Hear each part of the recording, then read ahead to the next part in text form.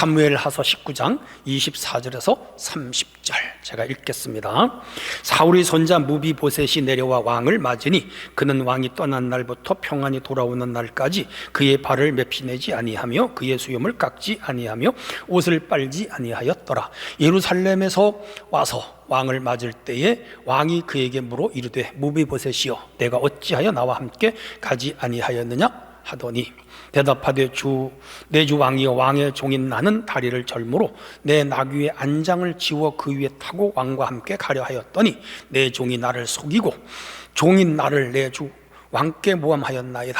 내 주 왕께서는 하나님의 사자 같으시니 왕의 처분대로 하옵소서. 내 아버지의 온 집이 내 주 왕 앞에는 다만 죽을 사람이 되지 아니하였나이까. 그러나 종을 왕의 상에서 음식 먹는 자 가운데 두셨사오니 내게 아직 무슨 공의가 있어서 다시 왕께 부르짖을 수 있사오리까 하니라.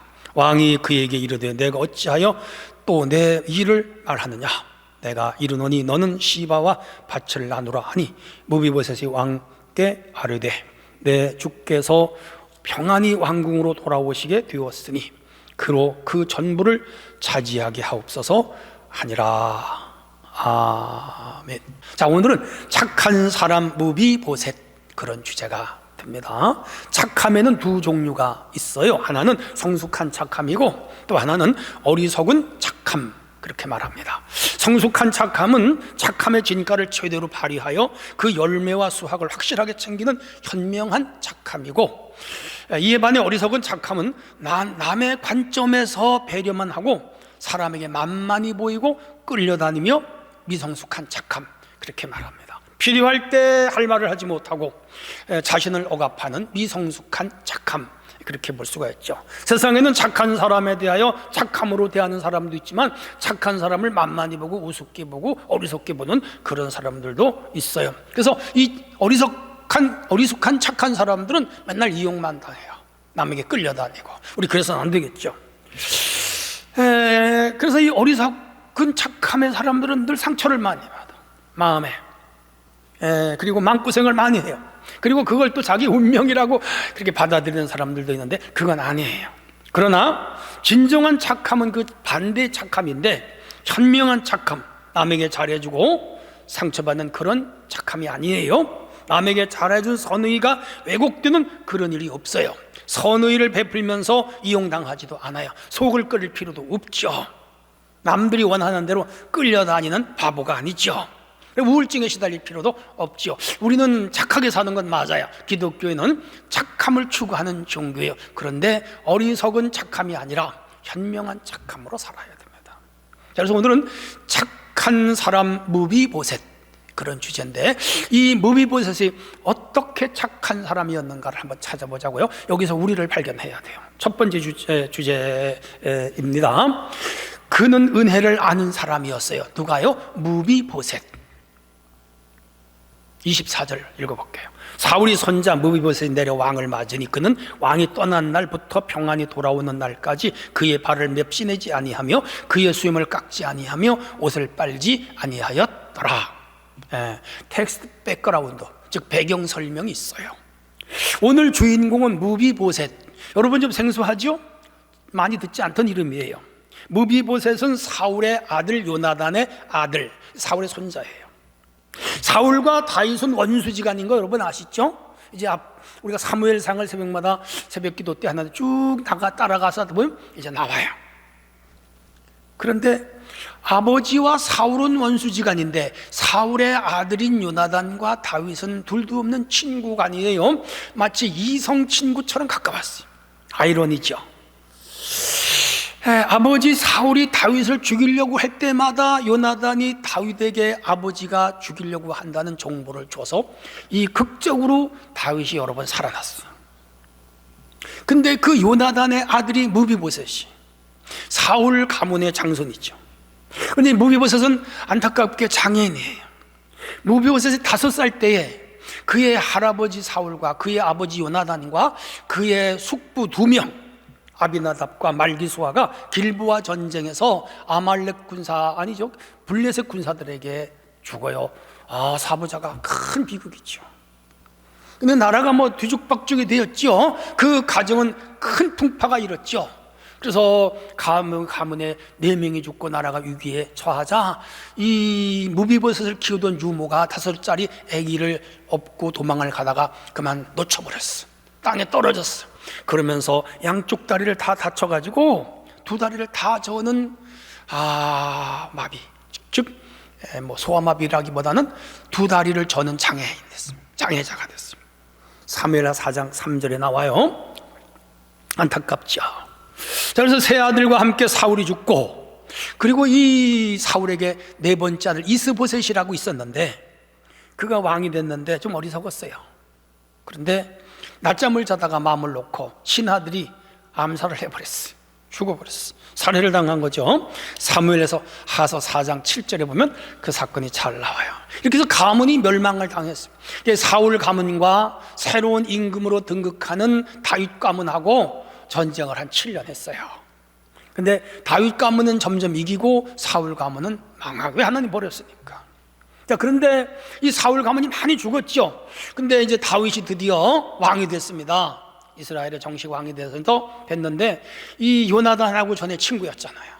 그래서 그 요나단 그리고 사울 가문의 사람들이 얼마나 살아남았는지 찾아봐라 그랬더니 이 무비보셋이 있어요. 근데 이 무비보셋은 2다리를 장애를 가지고 저 시골로 낙향을 해가지고 마길이라고 하는 사람의 집에서 얹혀 사는, 그래서 불행하게 살고 있었어. 그래서 다윗이 그 사람을 불려 올렸습니다. 왕국에서 살게 했습니다. 그 할아버지 사울이 가졌던 모든 전토를 다 무상으로 줬습니다. 왕가 대접을 한 거죠. 왜? 자기가 그렇게 사랑했던 요나단의 아들이니까 자비를 베푼 거죠.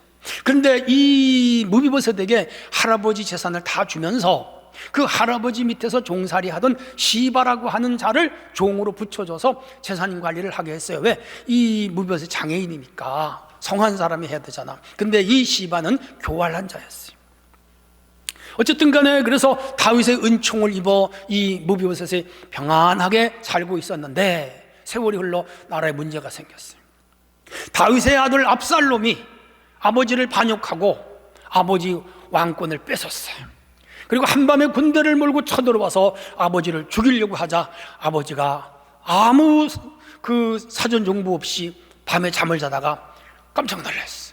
그래서 망명길에 올라서 신하들하고 저 요단강을 건너서 저 북쪽 길르아라못으로 도망을 가게 생겼어요. 야, 다윗은 일생일대의 위기를 맞은 거지. 그래서 많은 그 신하들이 함께 이제 도망을 치는데 이 무비보셋도 다윗의 은총을 입었잖아요. 나귀를 지우고 떡이라든지 건포도라든지 음식을 싣고 다윗을 따라가려고 나섰는데 그날 밤이었어요.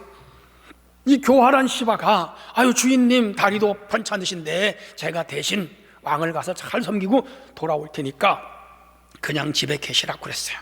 근데 교활한 시바가 그 무비보셋 모든 예물을 싣고 다윗을 따라가면서 이제 잘 시중을 듣는데 다윗이 물었어요. 시바에게 너의 주인 무비보셋 왜 안 왔느냐? 그랬더니 있는 대로 말하지 않고 거짓말을 했어요. 이스라엘 족속이 오늘 내 아버지 사울의 나라를 내게 돌리셨다. 이 아버지 즉 사울의 왕권을 다윗이 뺏었는데 하나님이 이번에 우리 사울 가문으로 왕권을 돌려주시는 거다. 그렇게 말했다는 거라. 그런 말 한 적이 없어요. 야, 그러면서 이 주인 무비보셋을 이 교활한 시바가 모함을 한 거죠. 그 또 다윗은 그 어려운 중에 그 무비보셋이 자기에게 그렇게 말했다는 거 상처를 받았어. 그래? 그러면서 괘씸죄를 물어가지고 그 무비보셋의 모든 재산을 다 뺏어가지고 시바 너가 가져라 그래 버렸어요. 재산 몰수당한 거지. 이 시바라고 하는 교활한 종 때문에 아무 죄 없는 무비보셋은 뺏겨버리고 말한 거죠. 야, 안타까워요. 자, 어쨌든 간에 이런 일이 있었고 상당한 시간이 흘러서 압살롬의 난이 평정이 되고 압살롬은 죽고 다윗은 왕궁으로 돌아오게 됩니다. 환궁이죠. 그러자 이 왕궁에 필한 못 간 사람들이 다 나와서 다윗을 맞이하며 영접하고 절을 합니다. 이때 무비보셋도 나가서 다윗 임금에게 절을 했습니다. 그랬더니 다윗이 너는 왜 나와 같이 가지 않았느냐? 그렇게 따져요.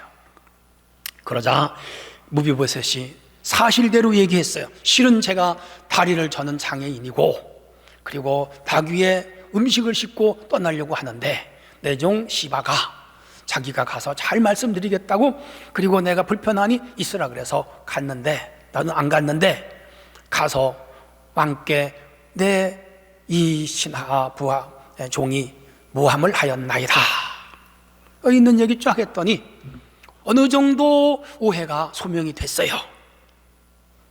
그런데 안타깝게도 그 재산을 다 뺏어서 시바에게 줬었는데 2분의 1, 반만 회수하여 무비보셋에게 주고 반은 시바에게 줬어요.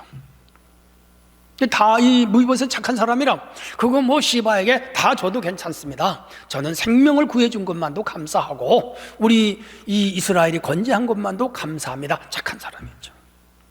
근데 이 오늘 본문을 보면 이 다윗이 망명에서 돌아올 때까지 이 무비보셋은요 옷에 맵시를 내질 않았어. 옷을 빨질 않았어. 수염도 깎지 않았어.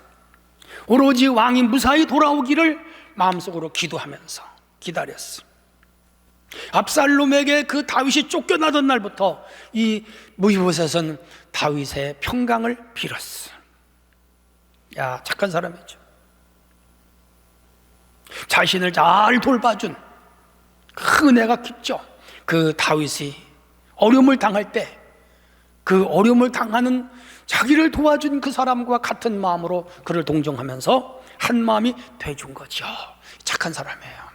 착한 사람. 자신을 돌봐준 다윗에 대한 고마운 마음, 그걸 행동으로 보여주는 사람, 은혜를 갚는 사람, 이 사람이 누구라고요? 무비보셋이었던 것이죠. 우리 주님은 우리에게 은혜를 알고 은혜를 갚으라 그렇게 말씀을 하고 있습니다. 우리는 살아오면서 수많은 은혜를 입고 살아가지요. 첫째는 부모님의 은혜. 야, 우리 부모님이 나를 낳으시고 키우시고 가르치시고 도우시고 성장하도록 훈련시키시고 다 가르쳐주시고 몸소 우리를 돌봐주셨잖아. 그래서 하늘보다 높고 바다보다 깊다 그러잖아요. 그 은혜를 어떻게 갚겠어요? 평생 돌아가신 후에도 부모님의 은혜를 잊지 않는 성도가 돼야 됩니다. 저도 결혼해서 벌써 40한 6, 7, 8년을 살았습니다만 부부간의 은혜도 커요. 아내 없는 내가 어디 있으며 나 없는 아내가 어디 있겠어요. 참, 둘은요 하나님이 맺어준 짝이죠. 여러분 다 그럴 거예요. 부부간에 서로 은혜를 갚고 은혜를 주는 삶이 돼야 됩니다. 당신 굳이 해준 거 내가 알아? 내가 난 거 알아? 그렇게 우스갯소리도 하잖아요. 당신 내가 아니면 사랑구실 했겠어? 맞아요. 아내 아니면 남자가 사랑구실하기 어렵고 남편이 아니면 아내가 어찌 편히 살겠어요. 다 은혜를 입은 사람들이죠. 그래서 인간은 반쪽이 모여서 한쪽이 된다. 그게 부부거든요. 서로 은혜를 갚는 삶이 돼야 돼요. 그게 크리스찬의 가정이에요.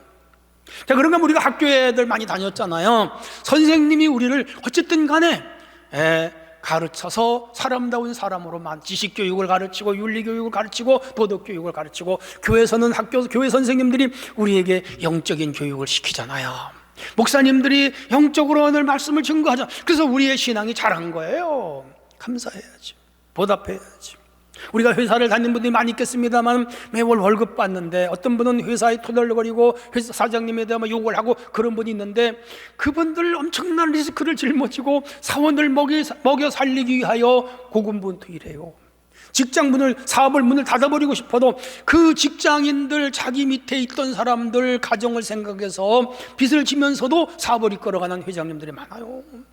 고마워해야 돼요. 물론 악덕업조가 덜어있지만 다는 아니에요. 우리는 감사해야 돼요. 여러분 우리 국가도 감사해야 됩니다. 우리나라가 좋은 나라예요. 세계 230개 국가 중에 10번 안에 들잖아요. 우크라이나 전쟁을 보세요. 전투기도 모자르고 탱크도 모자르고 미사일도 모자르고 전쟁이 났는데 다 외국에서 원조받아 싸우잖아요. 우리나라 전쟁 났다면 안 그래요? 우리는요 국력이 있고 무기가 있어서 그렇게는 안 싸웁니다.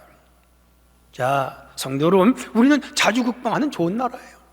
뭐니 해도 지도자들이 좀 도덕적으로 윤리적으로 시끌벅적하긴 하긴 하지만 그래도 지도자들이 있어서 이 나라가 굴러가는 거죠.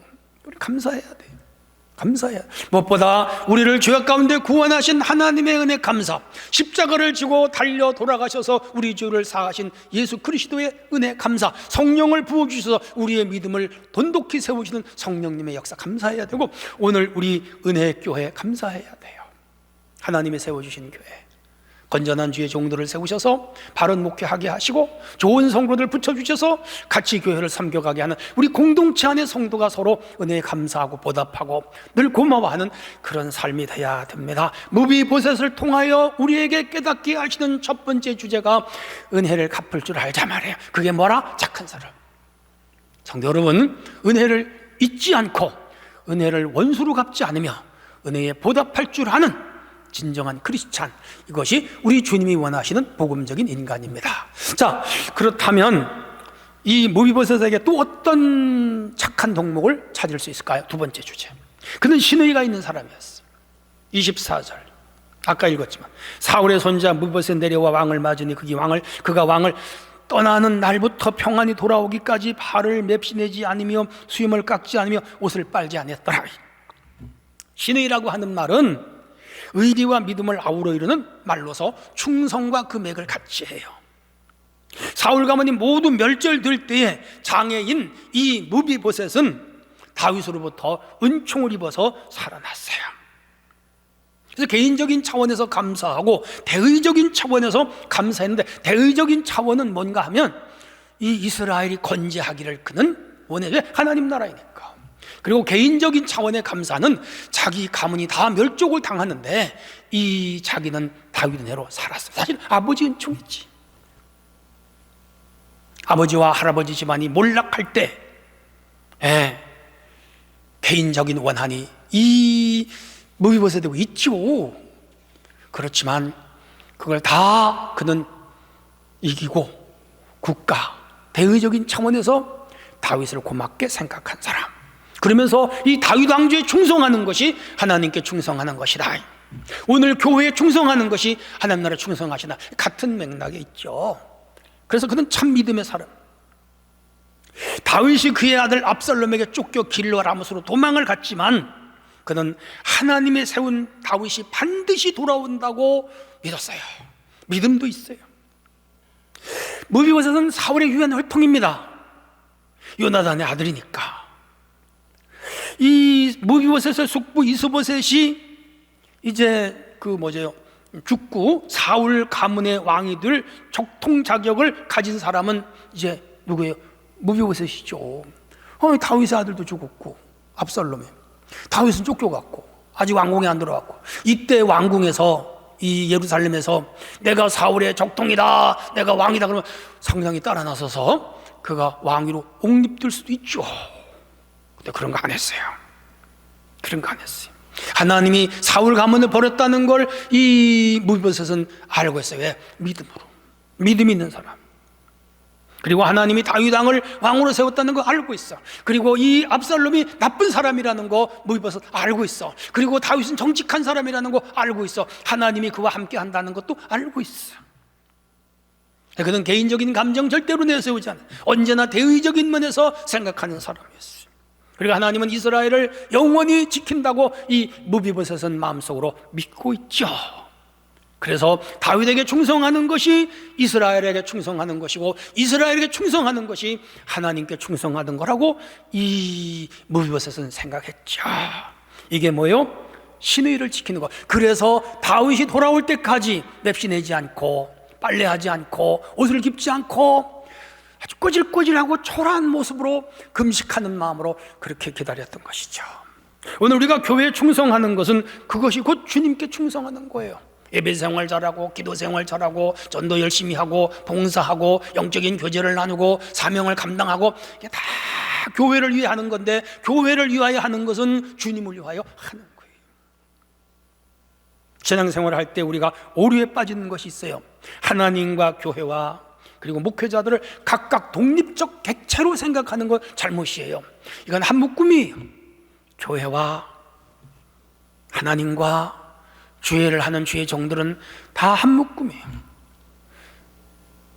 교회와 그 모든 하는 일에 협력하고 하나 되는 것이 곧 하나님을 위하여 일하는 것이에요. 이 셋은 모두 한 영역 안에 있는 거예요. 그래서 교회의 주인이 하나님이, 그리스도는 교회의 머리가 되시고, 여기는 진리와 기둥의 터가 되며 영원히 흔들리지 않는 하나님의 나라를 이루는 장소가 되는 거예요.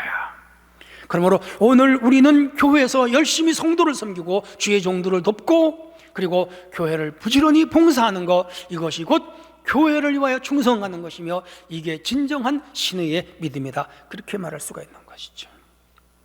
너희는 문을 열고 신의를 지키는 의로운 나라로 나라가 들어오게 할지어다. 주께서 심지가 견고한 사람을 평강에 평강으로 지키시리니 이는 그가 주를 신뢰함이니라. 이사야 26장 3절에 나오는 말씀이에요. 여기 신의를 지키는 자에게 하나님이 평강을 주신다. 이게 뭐죠? 무벼슬이 가졌던 신의예요. 오늘 우리가 이런 신의, 이런 충절을 하나님 앞에 드러내야 됩니다. 요한계시록 2장 10절에 내가 죽도록 충성하라, 그리하면 생명의 면류관을 어떻게 한다? 내게 준다. 충성은 진정에서 우러나온 정성이잖아요.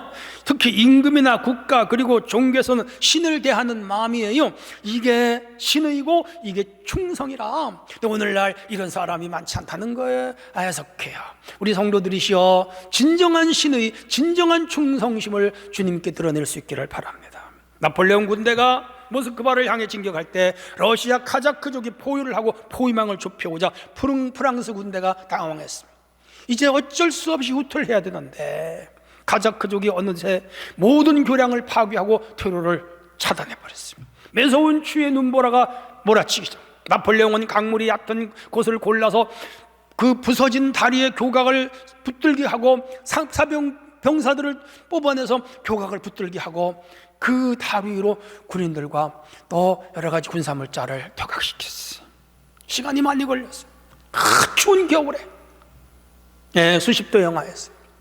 그리고 다 퇴각을 하고 이제 교각을 붙들고 있던 병사들아 나와라 했는데 한 명도 안 나와. 보니까 다 얼어 죽었어요. 다 얼어 죽었어요. 나폴레옹은 눈물을 흘리면서 퇴각했어요.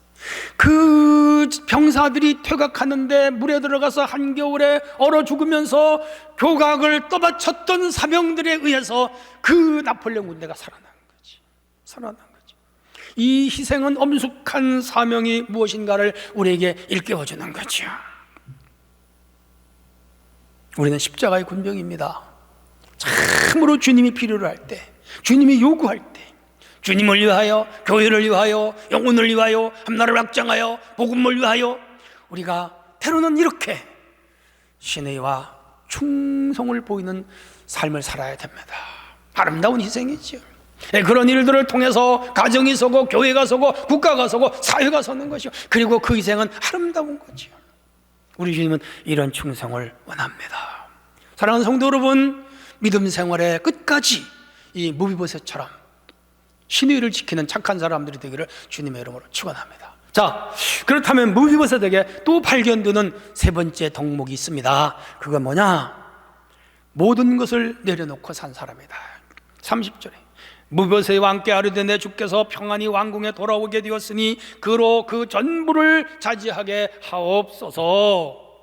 이 무비보셋은 역대상에서 무립아발이라고는 이름으로 썼는데 참 기구한 운명이에요. 위에서 말씀드린 대로 5살에 양다리를 장에 앓게 됐습니다. 아마 뭐라고 할까요? 인대가 끊어지지 않나 싶어요. 근데 그는 다윗 때문에 로또 인생이 되었어요. 자기 집안이 다 멸족당할 때 살아났고 사울의 땅을 받고 편안하게 살 수 있게 되었으니까. 사실은 그의 아버지 요나단과 다윗과의 우정 때문에 이 아들 이 무비보셋이 큰 은혜를 입은 것이죠. 근데 그 시바라고 하는 자의 모함으로 인해서 재산 절반을 잃는 아픔을 겪고 또 장애를 가졌기 때문에 사실 시바로부터 무시를 당하고 업신여김을 당한 것도 맞아요. 그래서 마음의 상처는 많았을 거라고 생각해요.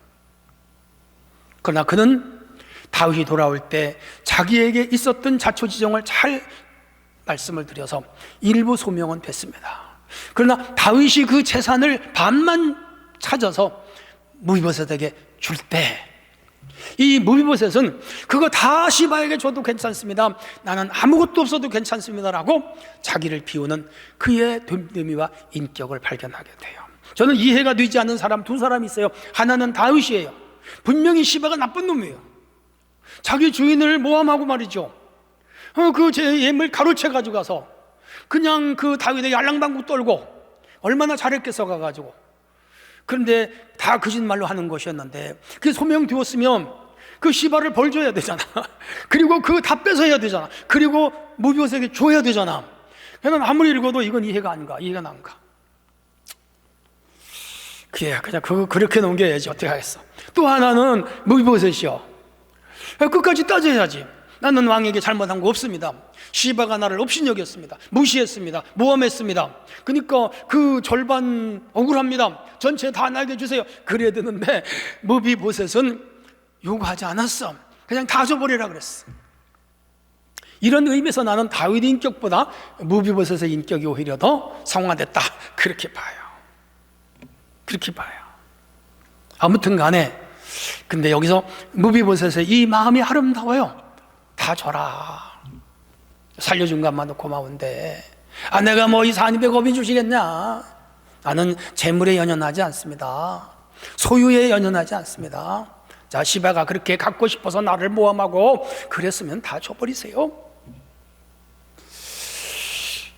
우리 예수님은요, 요단강에서 세례를 베푸는 요한에게 사람들이 와서 요한의 제자들이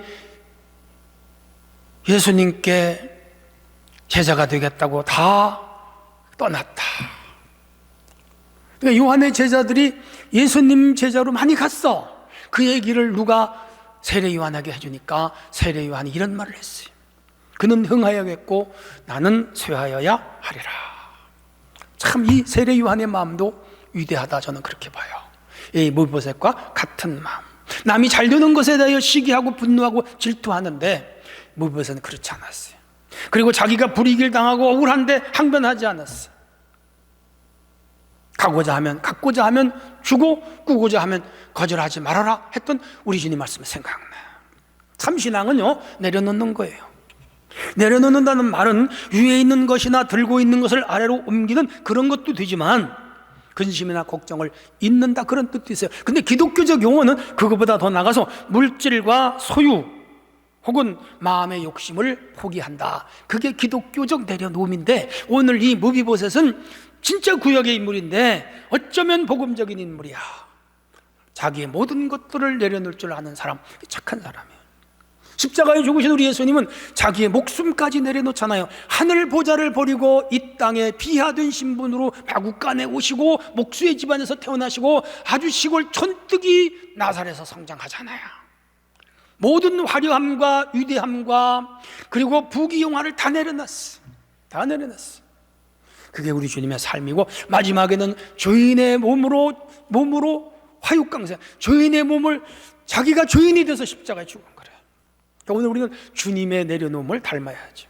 여러분, 학벌을 내려놓고 물질을 내려놓고 명예와 직위와 권위를 내려놓고 자기의 가진 모든 것을 다 내려놓고 그렇게 살라고 기독교가 원합니까? 그런 의미보다는 여기서 내려놓으라고 하는 의미는 이런 거예요. 첫째는 자기 의를 내려놓는 거고, 두 번째는 자기 사랑을 내려놓는 것이고, 세 번째는 자존심을 내려놓는 것이고, 네 번째는 뭘까요? 욕망을 내려놓는 거, 이런 걸 의미하는 거라. 학벌을 지워라, 학교 가지 말아라, 돈 벌지 말아라, 그런 얘기가 아니고 자기 마음에 채워진 세속적인 것들을 내려놓고 통통 비워 주님의 제자로 살겠다고 하는 진정한 비움, 이게 기독교의 내려놓음, 이것을 의라고 합니다. 이 하나님의 의가 우리 심령에 채워져야 되는 것이죠. 성도 여러분, 저는 우리 성도들이 이 무비보셋처럼 자기를 내려놓고 비울 줄 아는 그런 착함의 성도들이 됐으면 좋겠습니다. 배 한 척이 파손하여 구선에 달려와서 밧줄을 던져주며 그 줄을 붙잡고 옮겨 타라고 했더니 모든 사람들이 다 짐을 버리고 이쪽 배로 옮겨 타는데 한 사람이 그 배에 있는 짐을 옮기려고 짊어지고 이쪽 배로 타다가 물에 빠져 죽었다는 거지. 사랑하는 성도 여러분, 포기할 줄 아는 사람이 채워지고 잃어버릴 줄 아는 사람이 다시 얻으며 포기할 줄 아는 사람을 하나님이 다시 회복시켜 주는 거라.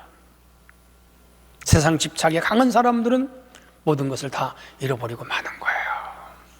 마는 거예요. 착했어요. 훗날 그간에 그 땅에 기근이 들어서 사울 임금 때 지은 죄로 인해서 이 기근이 왔다고 생각하여 사울 가문을 사람들이 다윗이 다 찾아내서 목매달아 죽일 때 무비보셋은 죽이지 않았어. 착한 사람 끝까지 살아남았어. 성도 여러분, 내려놓으십시다.